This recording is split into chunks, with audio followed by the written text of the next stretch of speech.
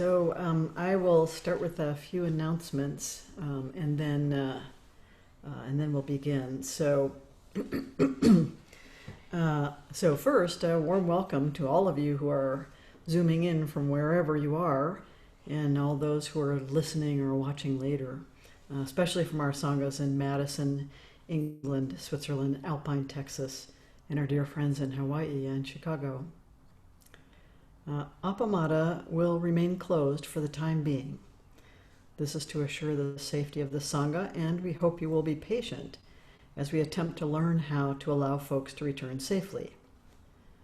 I'm very sorry for the circumstances, but very glad this move online has allowed more people to participate from a distance. Our May intensive has been moved to June 22nd to the 28th. We'll be getting more information and registration forms out shortly. We will continue our practice period for the time being, so please pay attention to the 4 Brahma Viharas, both as you're receiving them and as you're radiating them. As a reminder, our theme for the practice period is the Brahma Viharas, or the 4 immeasurables, of benevolence, compassion, empathetic joy, and equanimity. So Joan has graciously agreed to continue in her role as head student through the June intensive, so please take advantage of time with her. Tuesday, Flint will again offer inquiry on Zoom, and the link is in the calendar. Saturday morning, there's a meditation and discussion of women in Zen at 8 o'clock, followed by the Buddhist Action Now meeting, which has moved to 2 o'clock. So there are many offerings each week, so please consult the calendar for them.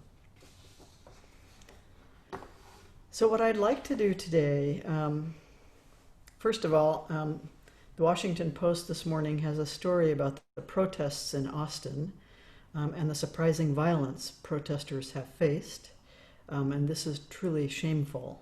So we have a lot of work to do right here at home.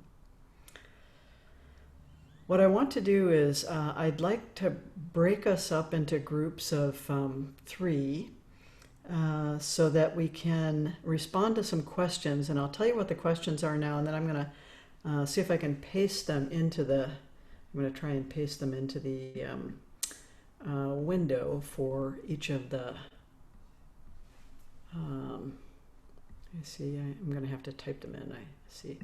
Okay, so hold on just a second. So here are the questions. How are you right now? And the second one is, what is your present challenge in your practice? So I'm typing these up so I can paste them into the windows for each of the rooms, the breakout rooms, so you'll have them to refer to. The third one is, what are you most looking forward to?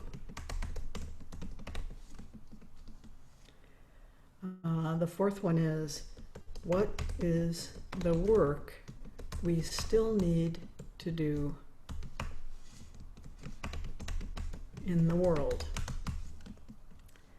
And then the fifth one is, how do we bring, oops, hold on a second.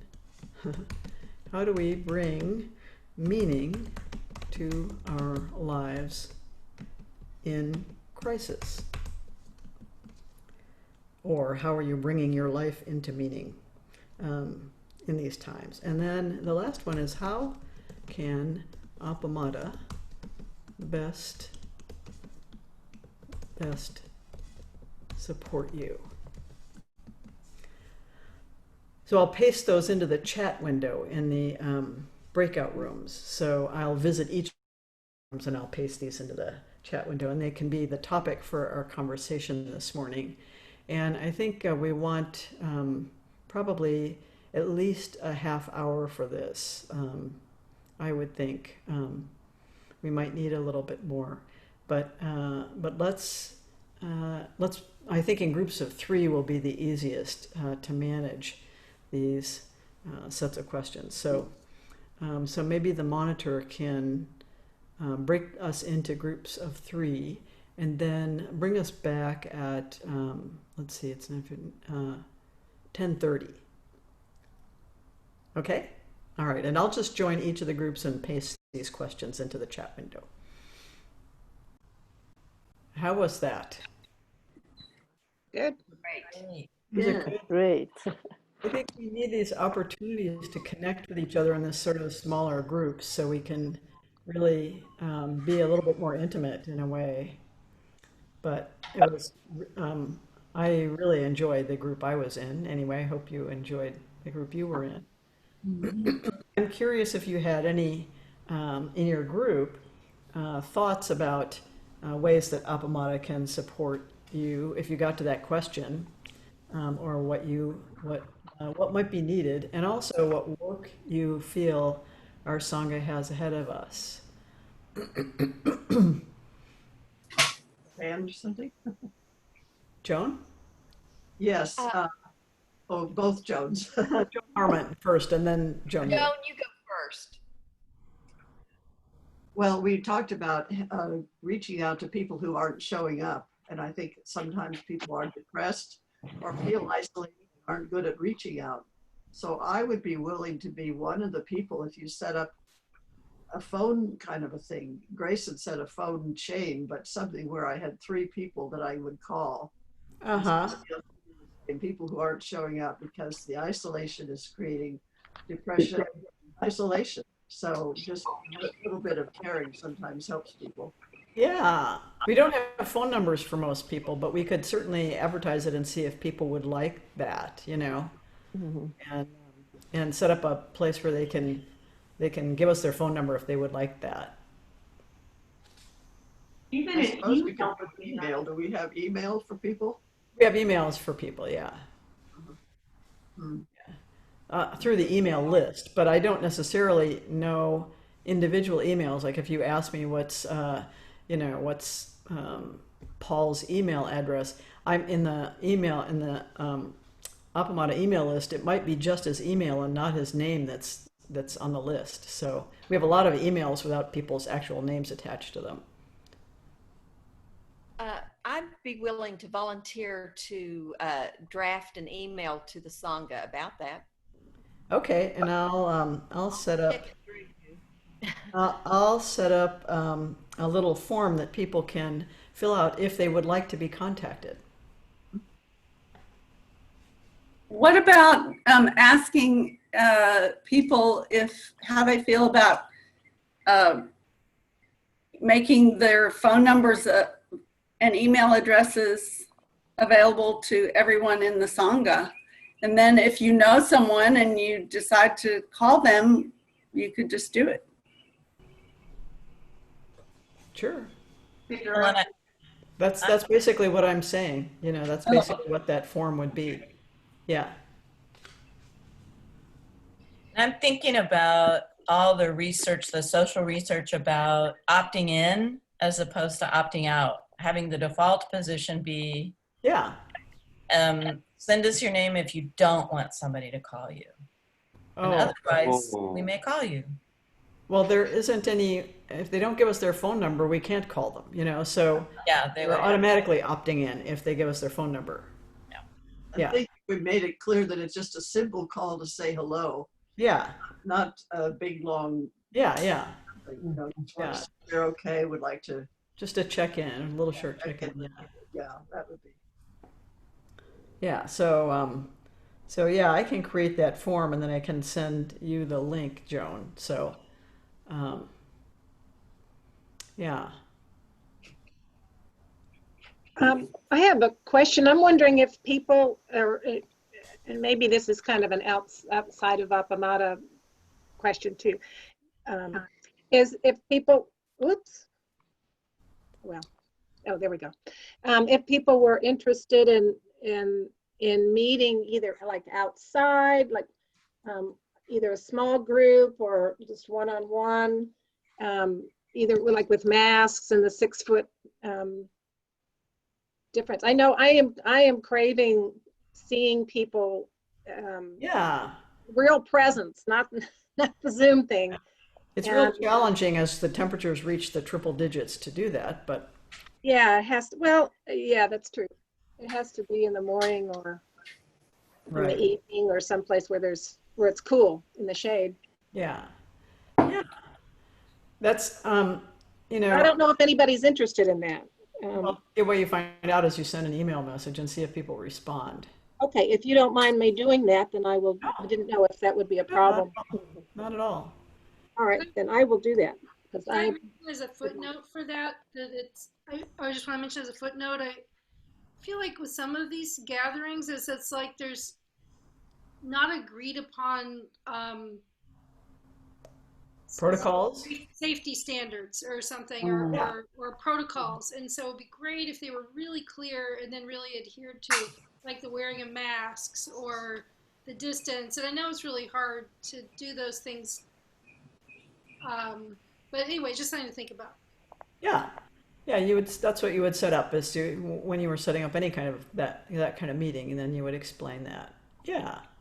yeah, I think that I'll put out a general email and say there will be safety and then the individual people, because some people don't, if it's outdoors, they don't care if there's a mask as long as you have the distance. And there are other people that Yeah. clearly wear masks. So, Yeah. If it were a little cooler, we could have a little picnic lunch or something, you know?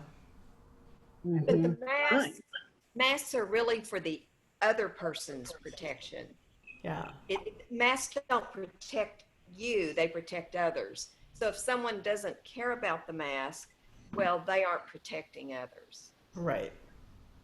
yeah, but some people, anyway, yeah, but some people, in any case, have a preference one way or the other. So that's Yeah. just something to work out with the individual, I think. Yeah. So Barbara? Yeah, I just wanted to, I've been thinking about this too, and we need to think of a way of a good place to do this, that there's enough room, besides a park, and I don't know if any Sangha members have big yards or something like that, so that it would still be, have this community feel to it, and we would,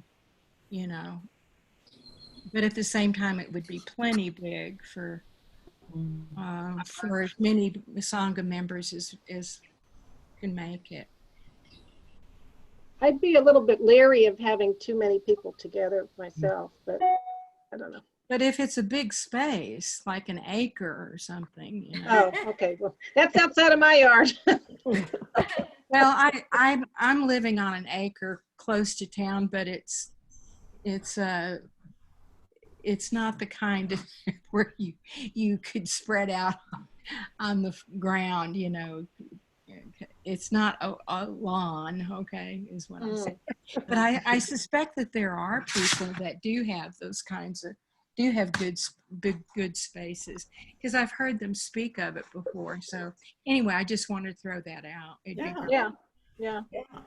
And two, it could be, it might be kind of a dress rehearsal for someday being able to meet as a Sangha again and sit together again someday, Yeah.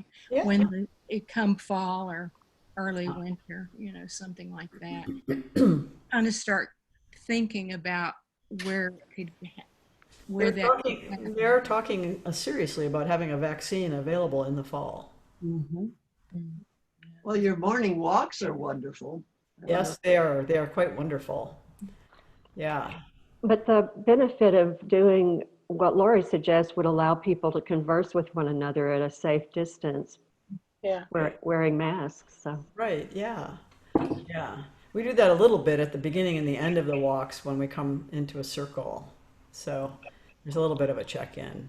Well, this morning thing has been like that, breaking out into small groups to talk. Yeah. Yeah. So nice for people to get to know a couple of other people a little better and feel a little more connected. Yeah, it's hard in a big group like this to get that same sense, right? I think the breakout rooms are probably a good thing. So, anything else? Anne has something. Anne wants to talk. Anne, Yeah, I was I was struck by how doing the breakout room and hearing from other people really helped to deal with some of my challenge, Oh, good. which was nice. Oh, good. Yeah. Yeah. Yeah. So I hope this is a helpful. Um, I love seeing all of you and all of your faces, and um, I hope you feel welcome, and despite this weird format that we're in, and at least you get a little view of the Zendo. Right. So you remember it's still here. I've been saying I feel like I live on a movie set, you know. We all do. We all do. Waiting for the other actors to show up. Hey, it's a one-act play. You didn't Right. realize that's what you signed up for. I didn't know. Bridget? I raised my hand because Mary remarked that she's working on a project that has an offering of some 3 EMDR sessions to healthcare workers after their Oh, shift. And I know there are people among our Sangha. Mary, is that something that people like Anne or other people who are providing healthcare services can access that? Or is that only through certain institutions that you're already working with? She's muted. You're muted. let's see. So There we go. that's a project that is specifically gearing to provide for a seat in Ascension and also a hospital in Dallas. So it's not Okay, it's not available to others. Okay. right. Yeah. Well, that's a good thing to know about, though. I think that's really, and in a sense, that's what we're trying to do for each other, is even though we're not professionals, by just listening, we can, and being heard, this connection is essential. Absolutely. Yeah, absolutely. It's certainly essential for me. I mean, this is such a wonderful opportunity to connect with you all, and I'm very grateful that we have it, even though I would much prefer to see you in person and give you a big hug, you know. So Flint was saying, if you do this, put your hand on your heart and put your other hand over it. That's me giving you a hug. So you can just do that anytime and you can feel me give you a hug. Yeah. Well, yes. Claudine? Claudine is muted. Can you? There we go. I just want, I will not take part of any physical meeting as I live over the ocean, but in less than 3 weeks, I happened to talk to Mary and to Nancy and Sandra and Bridget and Kim as well. So I have a feeling that I begin to know you, even if I've never seen you before. Maybe I never see you in my life, but even on Zoom, I can have a feeling of coming nearer. Good. And I wanted to say that. And are you living in London? Where are you living? I'm living in Switzerland. In Switzerland. Yes. Well, maybe we will come and visit you. You're welcome. It's not They'll come here, we'll go there. Yeah, yeah. Well, Flint and I did retreats in Switzerland in Schemendessus. So I have very, very fond memories of Switzerland, and I would love to return. It's so beautiful. You are welcome. It's how I met Flint. I took Yes. part in the last retreat in 2018 in Chemin Dessus, and that's how I came to retreat and Buddhism. Well, welcome. I'm so glad you're able to join us. Ah. It must be like late afternoon or evening for you, right?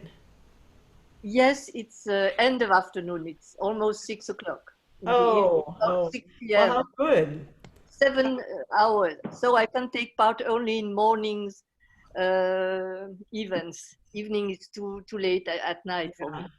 Well, you know, we have morning sitting at 6:30 here. It's probably like midday for you. Yeah, I've seen that. I Yeah. might have. Yeah, why not? Yeah. How wonderful. Well, it's so great that you could join us, and I'm so glad you're getting to know folks and feeling connected. That's very good. Yeah. I'm really grateful for this Zoom format, and I just want to say one for me that I'm a ways outside of town. It's very satisfying having Zoom and connecting with you all in small groups and individual practice discussion and like this. It's a big boost for me, and it's also allowed more people like Claudine, you know, to join us. And I want to mention also, so I had tea with the head student in the Madison Sangha this week, Oh, how lovely. connecting with some of their offerings. And Wonderful people in Madison. Yeah. it's just been a big bounty, you know, I think Good. in some ways. So Good. Yeah. That's wonderful. And so I think Anne said, Carlos, you had your hand up. You were, Yes, uh-huh.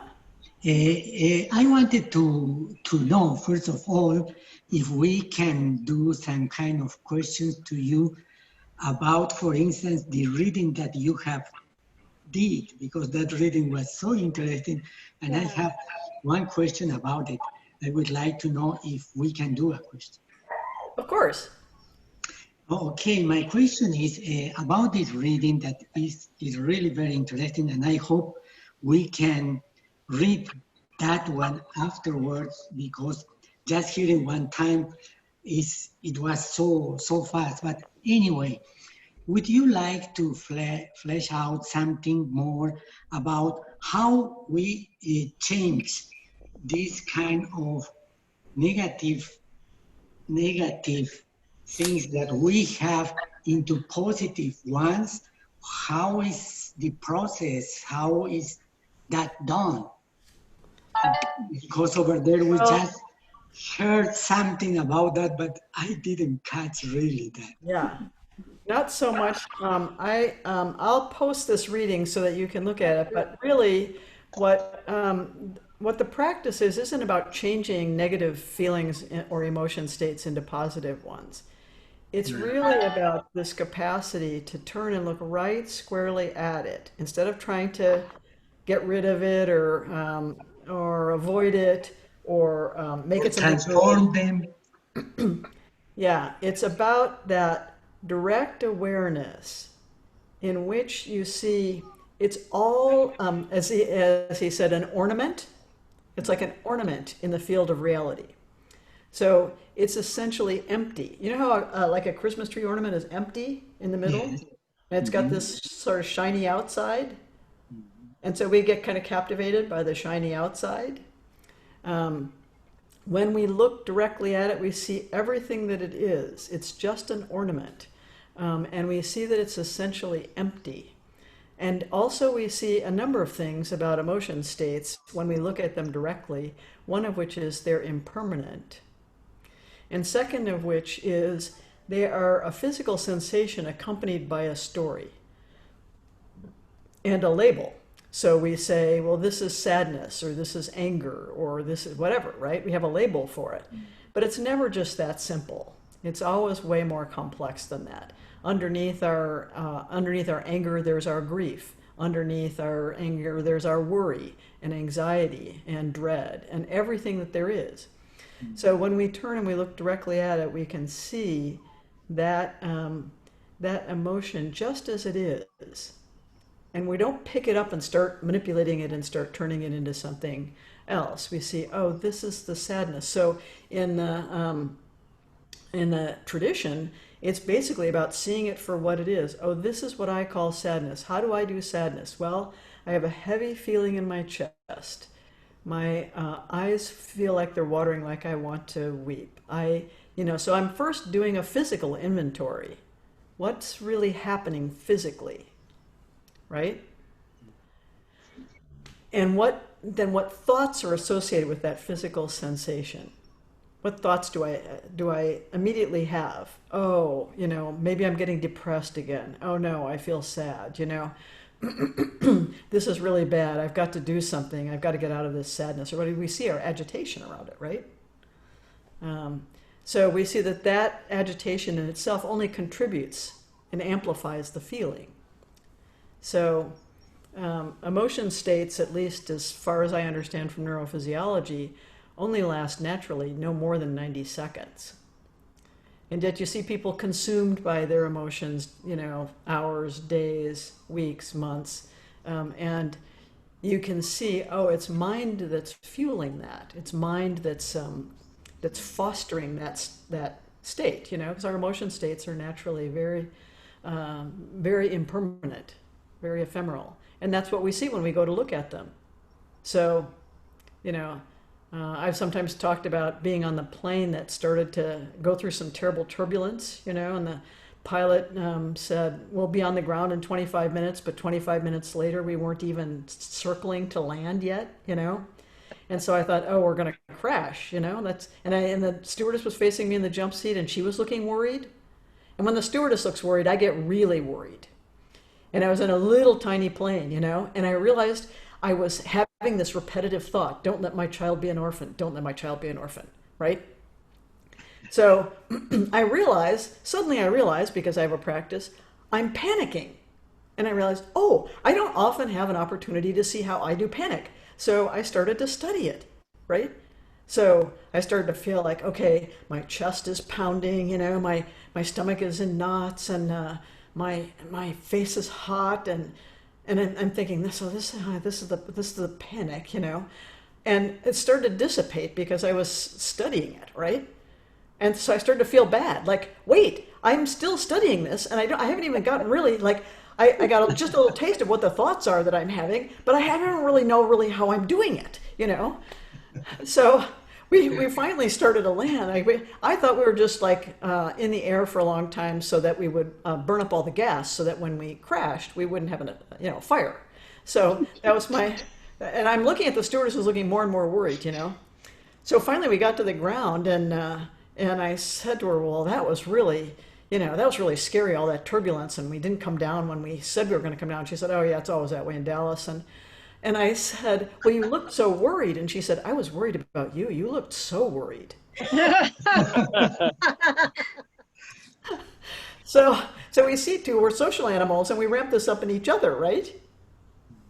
So if we're getting a reflection, if we're scared and we get a reflection from someone else, you're scared too, all of a sudden we're more scared, right? Because now there's another person who's scared. But if the other person is saying, well, I think this is going to be okay, I wouldn't worry about this, then we calm down, right?